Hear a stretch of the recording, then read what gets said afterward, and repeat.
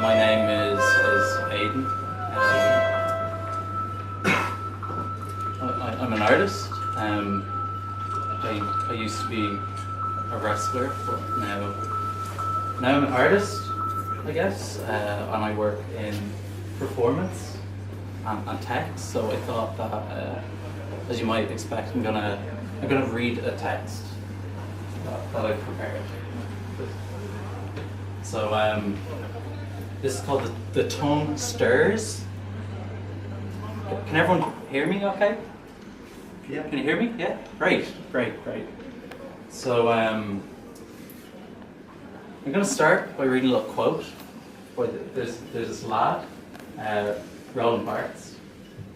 I'm going to read a quote, and then I'm going to just read. It's kind of like an essay. So, even hidden in the most squalid Parisian halls, wrestling partakes of the nature of the great solar spectacles, Greek drama and bullfights. In both, a light without shadow generates an emotion without reserve. Before I was an artist, I was a wrestler. When I was young, I used to stick my tongue out for as long as I could so I could feel it dry. After my tongue got unsoggied, I'd slunk it back into my mouth and rub it off the roof of it. At the start of my wrestling career, I started calling myself the Tongue. And although it didn't quite slide off the tongue, it did get stuck to the roof of my mouth. Hyalophagia is the term for eating glass. The sound of glass shattering can mean different things in different contexts, but to a wrestling fan, it means only one thing. On January 3rd, 1999, Mankind, the wrestler, not the anthro thing, and The Rock, the wrestler, not the Geo,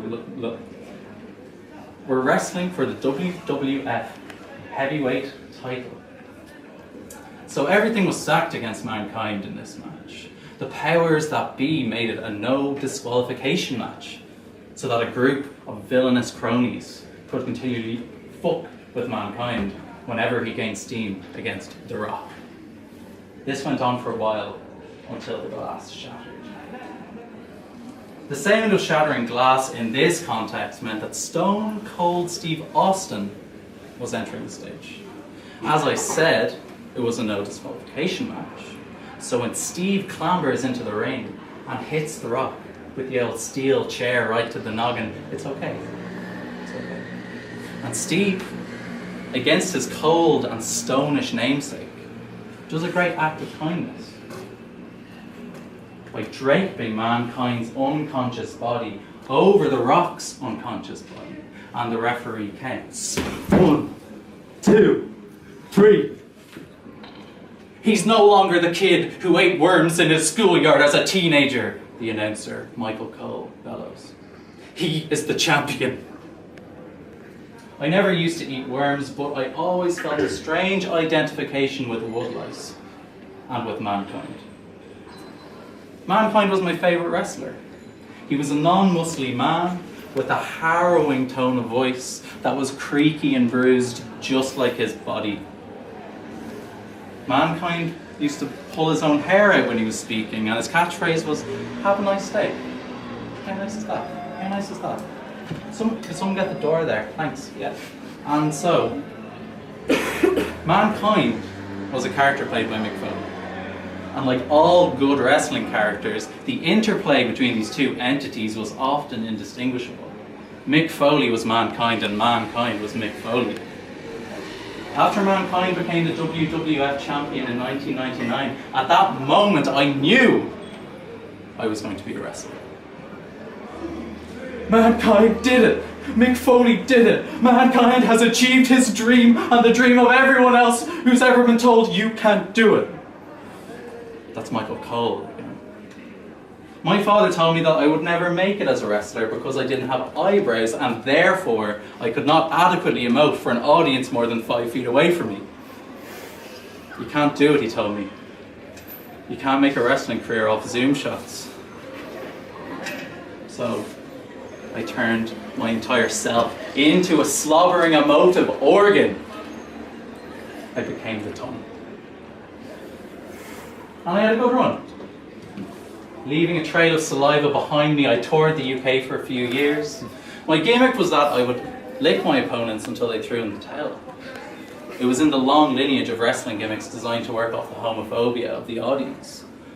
I was hated, and I was loved, but the tongue dried up.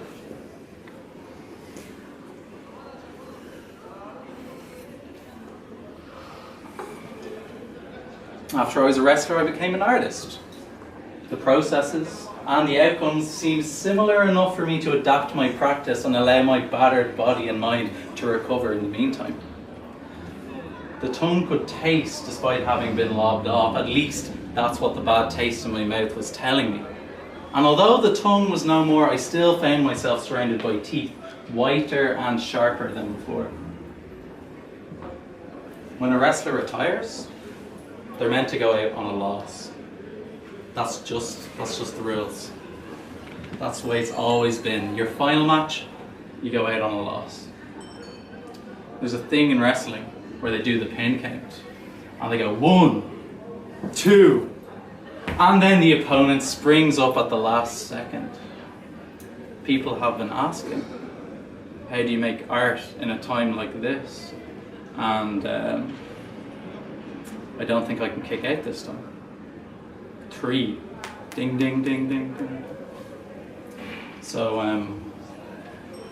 it's with a heavy heart and a heavy tongue that I must announce that this will be my last performance as the artist Aidan Wall.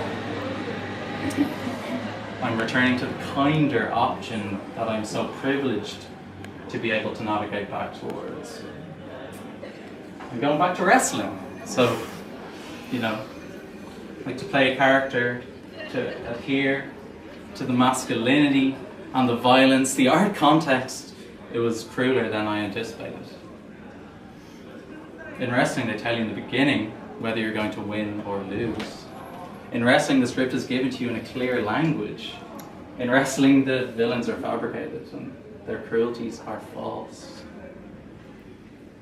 No better way than to go out in a loss.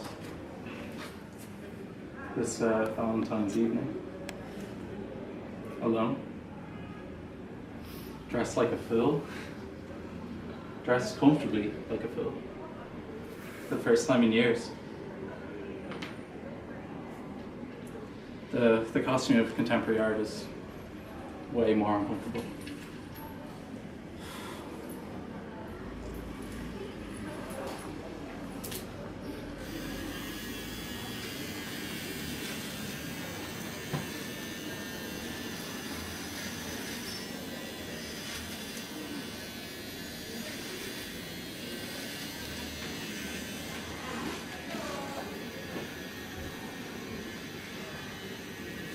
So